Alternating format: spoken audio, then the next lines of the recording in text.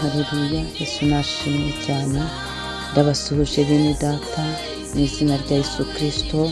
Wowe tubana mu mwanya wawe niba turi buri gitondo, mwebwe muri hano mu mujyi wa Kigali, abari mu ntara ndetse abari ku migabane itandukanye y'isi, inshuti zanjye bakristo b'itorero Elayono Mountain Church mu Rwanda.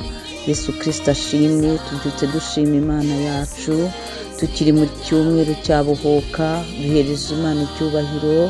Fata umwanya ushima Imana yawe, uzirikane gukomera ku Imana yawe. Fata umwanya ureba uburyo ki Imana izinze ijoro ikazingura amanywa. Reba gukomera kw'Imana ku buzima bwawe, ongera uzamure kwizera ko n'ibisigaye izabikora. Imana ishimwe cyane. Hari ubuzima Imana itegeka ikagusohoramo nta mwana w'umuntu ubigizemo uruhare, nawe ubwawe bikagutungura. Hereza Imana icyubahiro, ushima Imana aho yagutambukije n'aho ikugejeje. Imana ishimwe cyane. Muri kumwe na Bishop Leonira, umushumba w'itorero Elayono Mountain Church mu Rwanda.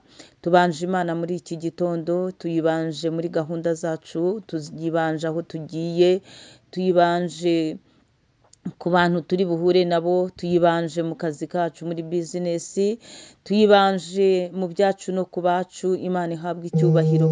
Imana ishimwe cyane. Iki gitondo ni igitondo rero kidasanzwe, ni igitondo cy'umugisha, ni igitondo kitigeze kibaho kandi ntikizongera kubaho, ni igitondo kitazagaruka. Niyo mpamvu nkwinginga ngo ukishimiremo umunezero w'uko Imana ikwibutse ikongereye iminsi yo kubaho. Ni igitondo cy'Imana iguhaye kugira ngo ikwereke gukomera kwayo. Imana nishimwe. Ushobora kuba warayurira, ushobora kuba ufite ikibazo ukavuga uti si ubu iki gitondo nicyo ndi butabarirwemo. Icya mbere cy'uburyo Imana yagutabaye ni uko yakongereye iminsi yo kubaho. Ugigira kabiri, yakurutishije ibindi biremwa. Gatatu rero, iki ni ikimenyetso kikwereka ko Imana izakugirira neza. Imana nishimwe. Izina rya Yesu niryo riruta ayandi uzabaho. Nawe irankawe Yesu, urahebuje ibihe byose. Tukiri muri teme yacu yitwa buhoka, twasanze habohorwa cyangwa habohoka umuntu wari uboshye. Umuntu wari uboshye twasanze ushobora kubohwa mu buryo bw'umwuka, ukabohwa mu mutima wawe, ukahamana inzika waranze kubabarira. Buriya Satani aba yarakubohesheje umugozi, umunyururu w'urwango. Rero ubohoke, wakire Yesu Kristo nk'umwami n'umukiza wawe, akubere hose, kuko igihe ukiboshywe ntabwo ushobora kubona Imana, kuko Imana ni inyamahoro. Imana yuzuye urukundo no kwera. Rero ureke Imana ikurwanirire. Uriya muntu wirirwa wumva wanze cyane, buriya ndagira ngo nkubwire, Imana itaguhoreye kuri we nta kintu wowe wamutwara. Icya mbere cyo uri umuntu ubuntu, icya kabiri nta mbaraga wifitiye. Rero ibyiza numva, icyiza nakwifuriza ni ukubohoka, ukabohoka rwose. Ntugire umuntu wongere kumva yanduje roho yawe ikaba nzima, umubiri wawe, ubugingo bwawe, imitekerereze byawe bibohorwe n'imbaraga z'Imana. Tukiri muri iki cyumweru cya buhoka, twasanze ko hari n'umuntu wakubohesha ikintu. Hari umuntu wakubohesha amagambo. Hari abantu bajya babohesha abantu indahiro. Hari uwakubohesha inyandiko. Ariko ibyo byose ubibohorwa na Yesu Kristo. Imana niyo iza ikanyuranya indimi z'abatavuga Imana, z'ababisha bawe. Imana ikubohore hose. Birashoboka ko uyu munsi uboshywe n'ikintu wasinyiye. Uyu munsi uboshywe n'ideni wakiriye. Uyu munsi uboshywe rata n'ijambo umuntu yakubohesheje. Ariko Imana ikubohore. Imana ikubohore mu izina rya Yesu. Turi muri bohoka.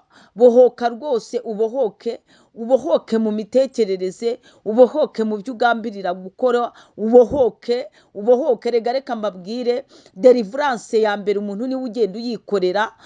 Kandi iyo uri gushaka Imana, ukagenda ushaka kwegera Imana, ukagenda ushaka kubana n'Imana, Imana igenda ikubohora iminyururu ni ruto ugasigara warabohowe pe, ukabohorwa rwose ukahinduka umudendezo. Ariko iyo ukiri mu bucakara, iyo ugikoreshwa igitugu na Satani n'abadayimoni, bagukurura bagukoza hirya no hino, bakujyana bakujandika mu byaha runaka, burya rwose uba uri igikoresho cya Satani, uba uri imbohe. Imana ishimwe cyane.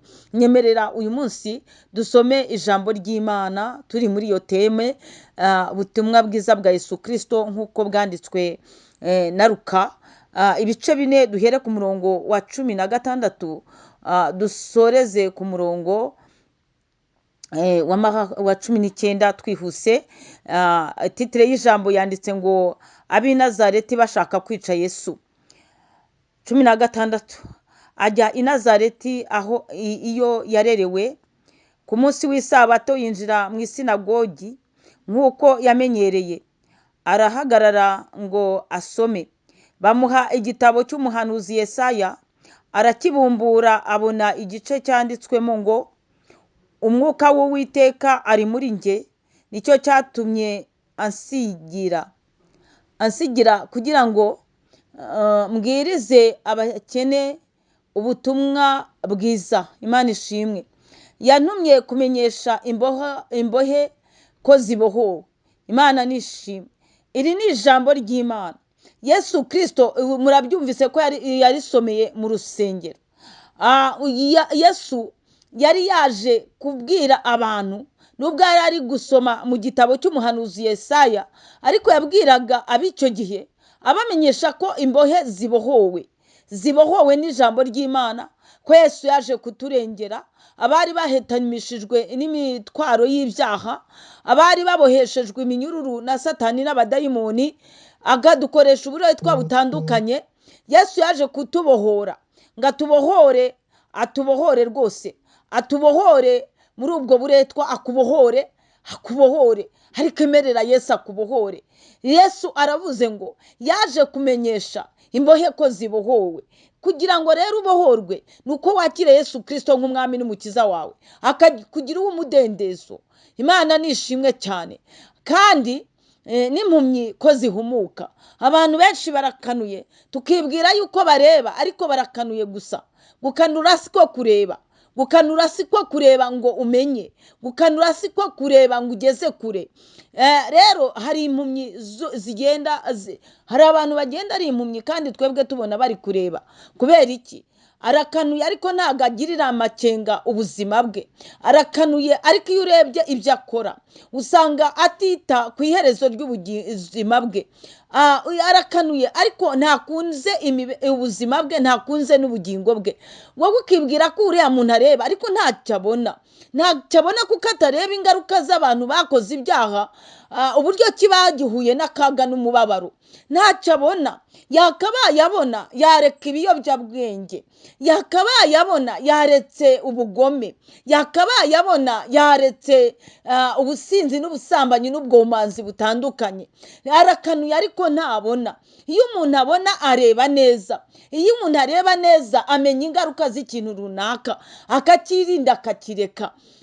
Rero Yesu yaje kumenyesha impumyi ko zihumuka. Zizahumuka rero, zizahumurwa n'ijambo ry'Imana, zizahumurwa no kureka ingeso mbi. Harebe yitegereze, habone ko icyaha ari kibi. Harebe yitegereze, habone ko ingaruka z'icyaha ari mbi. Harebe yitegereze, habone yuko abanyabyaha bababazwa nyuma yo gukora ibyaha. Harebe yitegereze yewe, hamenye ko nta mahoro y'umunyabyaha, kuko ari ko Uwiteka avuga. Yesu rero yaje kubohora imbohe. No muri izo mbohe nawe urimo rwose, hari ikikuboshye. Nawe urimo rwose, hari ikikuzengereje. Yesu yaje kukubwira yuko rero yazanywe no misiyo yo kukubohora, kandi nawe waruhumye. Yesu afite misiyo ku buzima bwawe yo kukuhumura, ukamenya guhitamo icyiza. Ntugende urindagirira mu byaha bitandukanye. Imana itugirire neza, Imana idusange. No kubohora ibisenzegere. Muri iki cyumweru cyabohoka twumvisemo iri jambo uyu munsi, kubohora ibisenzegere. ibisenzegeri umuntu ahinduka igisenzegeri kuko aba yaraboshywe bakamudanangira ye baba we agakomereka akarira ariko agakomeza akabohwa. Birashoboka ko ubwa mbere wakoze icyo cyaha uhura n'ingaruka zacyo, urataka uratabaza, urangije Imana igushyiramo imiyaga, ariko nyuma yo gushyirirwamo imiyaga n'Imana iguhaye akantu ko kuvuga ngo ngaho nawe wongere ukanguke umenye ko Yesu Kristo agira neza, aho kugira ngo wakire Yesu Kristo uhinduke umukristo warongeye usubira mu byaha, noneho ibyaha biragukubita wahindutse igisenzegeri. Ni ukuvuga iyo umuntu ari igisenzegeri aba yarahondaguwe cyane.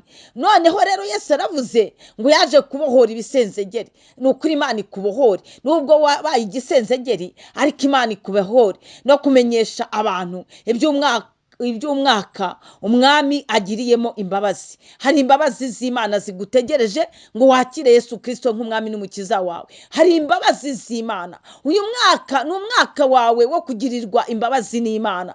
Uyu ni umwaka wawe, ni ukwezi kwawe, ni umunsi wawe uyu munsi wo kubohorwa na Yesu Kristo. Nubwo wabashenjaguritse, nubwo wabaye igisenzegeri, ego warashenjaguritse rwose, ariko uyu ni umwaka, ni umunsi, ni ukwezi, ni igihe cyawe cy'imbabazi yuko Yesu Kristo aje kukubohora. Imana ishimwe cyane. Turi muri cyumweru cyabohoka, nubohoke mu izina rya Yesu Kristo. Yesu akubohore, Yesu akubohore. Nubwo washenjaguritse ariko Yesu aracyari ku ngoma, yuzuye urukundo. Ni umwaka w'imbabazi, ni icyumweru cy'imbabazi, ni umunsi w'imbabazi. Uyu munsi wakira imbabazi z'Imana.